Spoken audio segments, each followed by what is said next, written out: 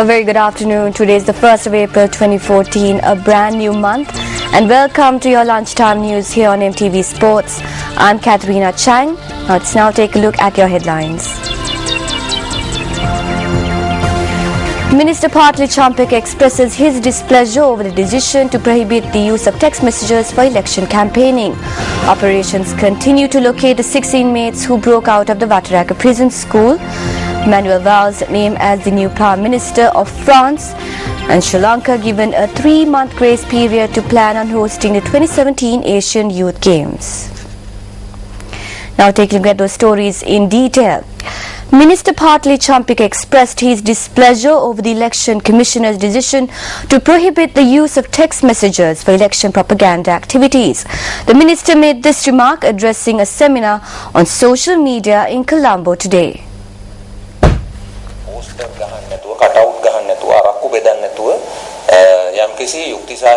The ideal way for us to engage in election campaigning in an environmentally friendly manner without pasting posters, without placing cutouts and distributing alcohol is to use mobile communication networks. Therefore, I think that imposing restrictions on this mode of communication is not favorable. Now he will be compelled to read every text message sent from every network. This is a breach of privacy and in violation of the Constitution and the law of the country. I told him that I will send an SMS and that he can take any decision he wants. The election law was formulated in 1988 and that is how the provincial council system was born. Since then to date, technology has advanced in many ways. There is no reference to the use of new technology in the Constitution.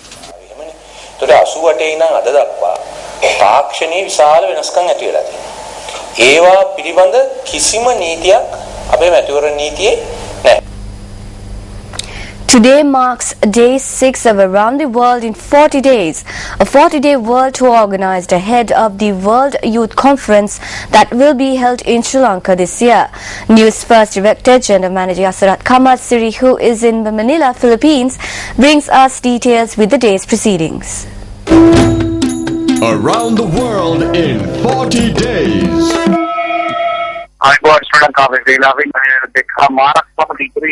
We are in the city of Manila in the Philippines and the time zone is 2.5 hours ahead of Sri Lanka. Today's program has already commenced in the Sri Lankan embassy this morning. A special welcome ceremony was also organized by the embassy and officials from the National Youth Council of the Philippines were present at the occasion. Thereafter, a special meeting was convened with the officials from the National Youth Council together with the President of the Council. In this meeting, they highlighted the various youth development projects which were implemented from year 2012 and up to date. They stated that these projects are being conducted in line with the development of various other government development programs. Later on in the evening, we are scheduled to meet with the Mayor of Tanay, Rizal Rafael Francesco. Thereafter, we will be visiting the Philippine Disaster Management Center.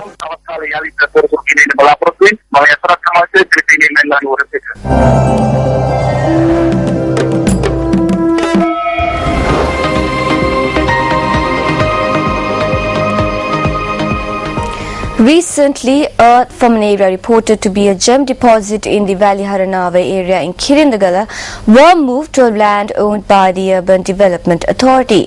Newsfirst cameras captured the manner in which the earth was being moved away by a certain group yesterday. Last morning, the locals in the area were seen at the location to take away the earth that was brought to the area. However, the police institution was not involved in the mining process. However, last evening, the earth from the gem deposit, which was taken to land under the purview of the Urban Development Authority, located close to the bus station in Balangoda, was taken away by a group of persons. Newsfirst cameras managed to capture the manner in which the earth was being taken away. The sign at the premises read that authorized access only. On the 27th of last month, the gem deposit was discovered in the Valley Haranava area in Kirindagala, Balangoda.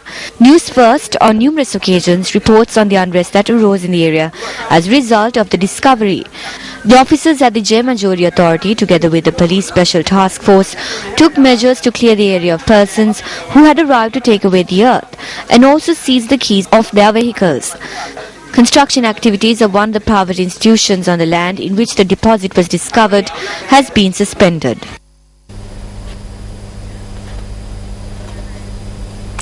And on headline making news, the Department of Prison says that a special operation is underway to locate and apprehend the 6 inmates who broke out of the Watiraka Prison School. Spokesperson for the Department of Prisons, J.B. Kulatunga, speaking to Newsfirst, said that the investigation is being led by a senior prison commissioner. He added that a report in this regard will be forwarded to the Commissioner General of Prisons in the near future.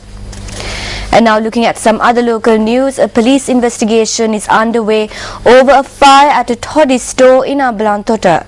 The office of the police media spokesperson said that the fire broke out at around 11:30 last night. A sword and a burnt vest had been discovered at the location after the fire. According to an eyewitness account, a group that arrived in a white van had set fire to the toddy store. The office of the police media spokesperson said that a personal dispute may have led to the store being set on fire. When I was entering the town, I saw a group gathered here. They turned the van around. We went home in fear. I called my brother and told him everything over the phone. When we came back here, we saw the store on fire. A television, fan and other important documents worth over 15,000 rupees have all gone up in flames.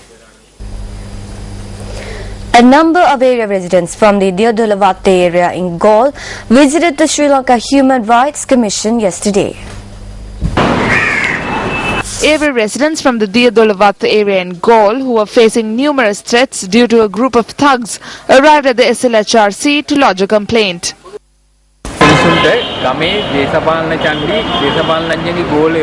A group of thugs who are part of a political party use party officers as means to assault persons. They do not even let the police officials carry out their duties. Even though they are in hospital, they would be arrested. They issue death threats. That is why, with great difficulty, I gathered this group together with Yogarajan to lodge a complaint in order to ask for justice.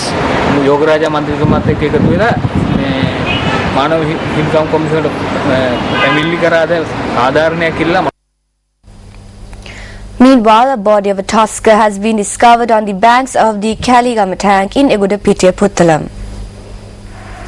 Our correspondent stated that area residents informed the Karuvalagasvava wildlife authorities of the dead tusker found on the banks of the Kaligama lake, which falls under the purview of the Egudapitiya Gramaseva division.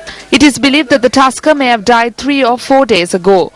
Our correspondent added that 2 bullet marks were seen on the elephant corpse and the tusks of the elephant were also severed from the body.